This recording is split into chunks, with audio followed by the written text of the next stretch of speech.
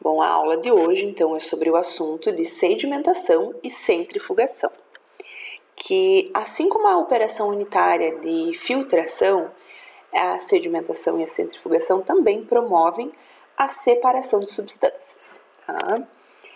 Essa separação pode ser de partículas sólidas que estão presentes num fluido, líquido ou gasoso, ou ainda a separação de líquidos immiscíveis, mas que apresentam diferentes densidades. Tá? Para ocorrer essa sedimentação, essa centrifugação, é necessário uma força motriz que pode ser promovida pela ação da gravidade ou ainda pela ação da força centrífuga. Tá? Nós vamos entender qual é a diferença dessas duas forças.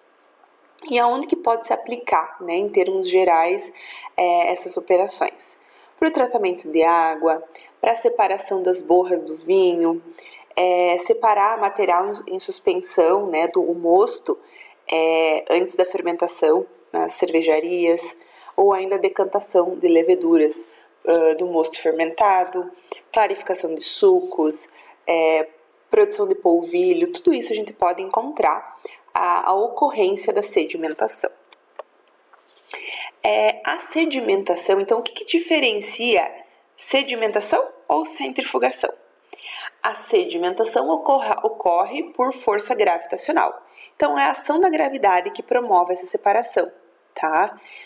O que ocasiona que essa separação seja um pouco mais lenta. Então, nós podemos ter sedimentadores que são verticais ou horizontais, tá? E normalmente esse processo vai ser contínuo. Na produção de vinhos, né, onde ocorre a trasfega, que é a transferência de um sedimentador para o outro e ocorrendo a remoção, então, dessa borra, tá? Que a gente pode ver aqui um restinho de borra que ficou na taça do vinho aqui na imagem. Tá?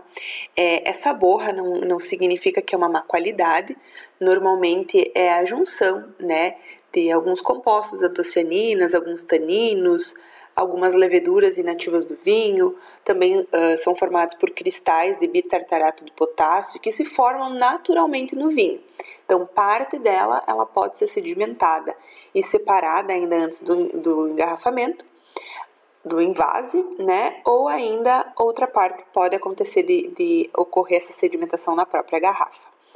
A outra ocorrência, né, de sedimentação é na separação do amido para a produção do polvilho, tá? Que embora seja uma técnica antiga, ainda pode ser utilizada, tá? Então aqui a gente tem a ação da força da gravidade. Exemplos de sedimentadores, aqui nós temos os sedimentadores horizontais, onde a suspensão ela é introduzida no equipamento aqui na parte inicial, e aí com a ação da gravidade, até porque o tanque está um pouco inclinado, a gente vai fazendo separação de partículas. E aqui, teoricamente, a gente vai tirar o líquido sem a parte sólida. Tá? Ou ainda a gente pode ter aqui os tanques verticais. O líquido vai ser alimentado aqui em cima, vai ficar um tempo parado.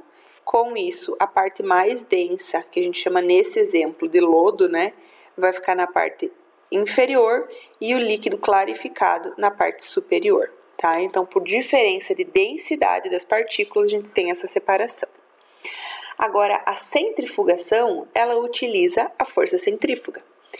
A força centrífuga, a palavra centrífuga vem do dicionário, né, etimológico, que significa fugir ou escapar do centro.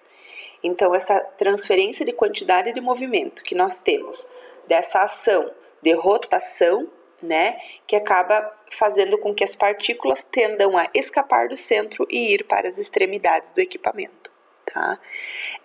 Antigamente, utilizava-se para quase todos os processos a sedimentação.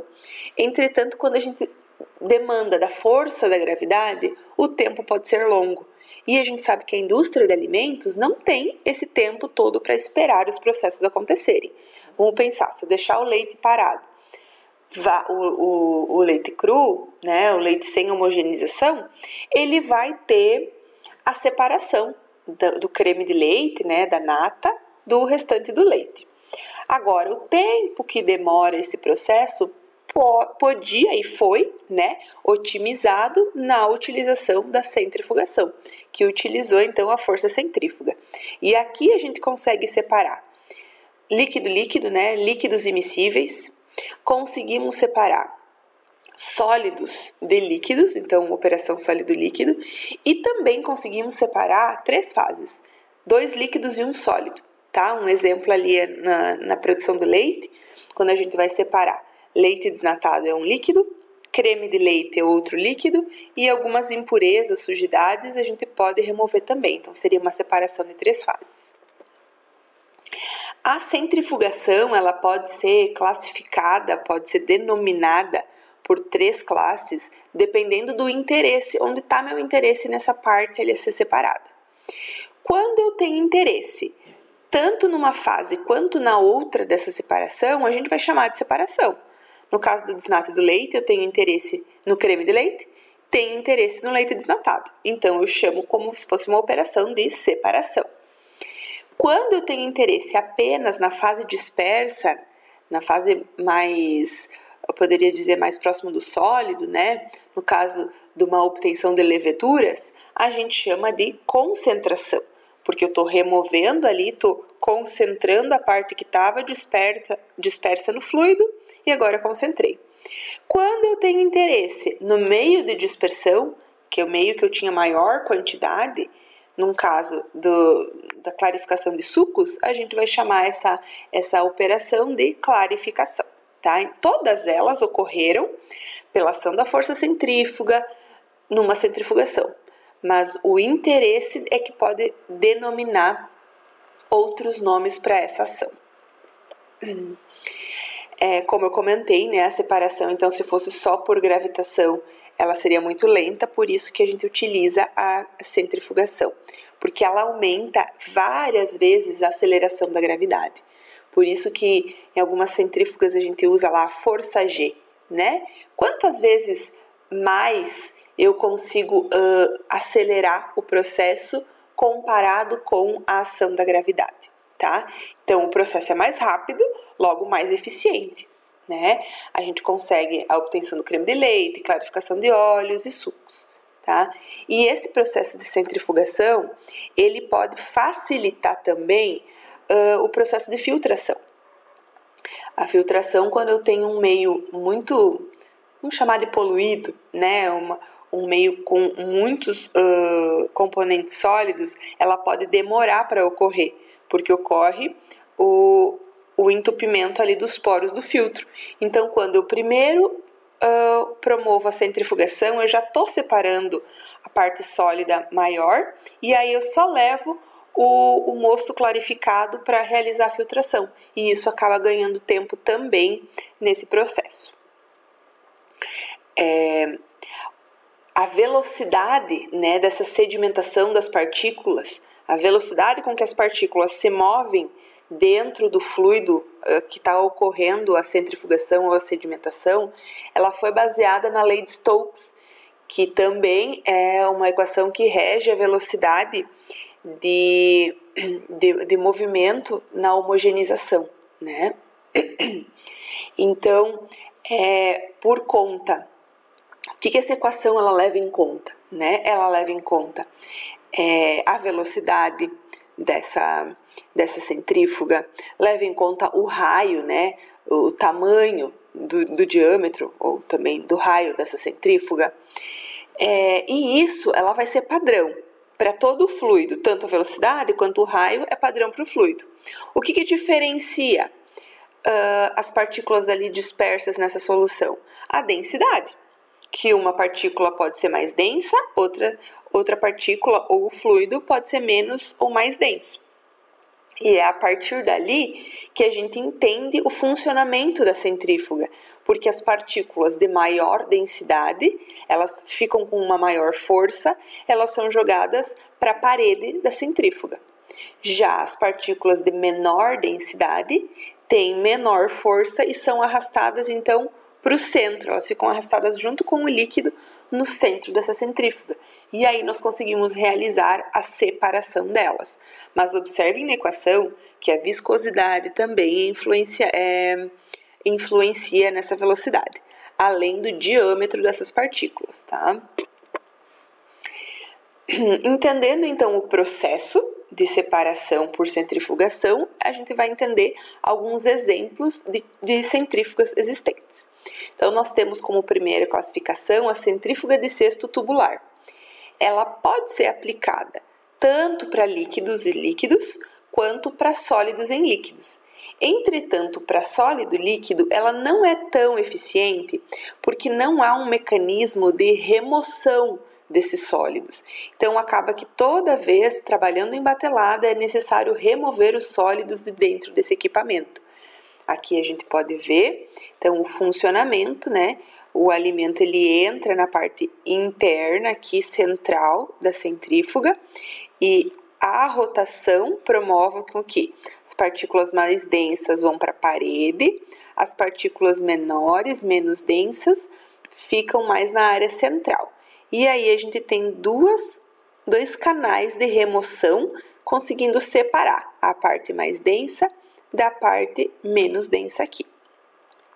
Isso aqui também pode ser observado em centrífugas que são utilizadas para secar vegetais, por exemplo, né? Então, os vegetais, só que aqui os vegetais vão ficar presos, né, dentro do cesto e a água, embora seja menos densa, vai sair para as extremidades. Um outro exemplo, que é um dos mais comuns, tá? É a centrífuga de discos. Então, essa centrífuga de discos, ela tem canaletas que vão separando as fases, e aí a gente consegue ter uma separação ainda mais eficiente, tanto para a fase mais densa, pesada, parede do tubo, da centrífuga, fase menos densa, centro do tubo, que a gente chama de fase leve. E ainda é possível ter um mecanismo de separação das partículas sólidas. Então, quando eu comentei sobre a separação em 3 fases, líquido, líquido, sólido, lá um exemplo foi o do leite, é quando a gente utiliza esse equipamento aqui, que é a centrífuga de discos. Essa centrífuga também pode ser usada para clarificação de vinhos ou sucos, para remover gomas ou traços de umidade em óleos vegetais, para separação, né, de enzimas, de proteínas, tudo isso a gente pode ver a aplicação de uma centrífuga de discos. E ainda nós temos a centrífuga decantadora, que basicamente é um cone cilíndrico que gira horizontalmente, tá? E aí com essa ação de girar, por isso que a gente está tendo força centrífuga, o material sólido, ele é transferido para a parte mais afunilada do equipamento e o material mais líquido, né, clarificado, limpo, é removido na parte anterior aqui, mais larga, tá? Onde que a gente vê? Aqui é uma mistura, na verdade, de força centrífuga com força gravitacional. Onde que a gente pode ver a aplicação? Na indústria de cerveja, para separar o mosto do restante do líquido, na separação de azeite de oliva e também na sedimentação de caseína e lactose no leite, tá? Então, são bem aplicados nessas áreas. Finalizando, então, o nosso conteúdo, basicamente, né? O que é a operação de sedimentação ou centrifugação? É uma operação que separa, né? Ela promove a separação de fluidos, líquido-líquido, sólido-líquido, líquido-líquido e sólido, né? Então, basicamente, ela separa. Clarifica, melhora a qualidade, ou ainda ela pode trabalhar na separação e me promover 2 produtos diferentes, né? E o que diferencia sedimentação de centrifugação? Sedimentação utiliza força da gravidade, é mais lento para ocorrer.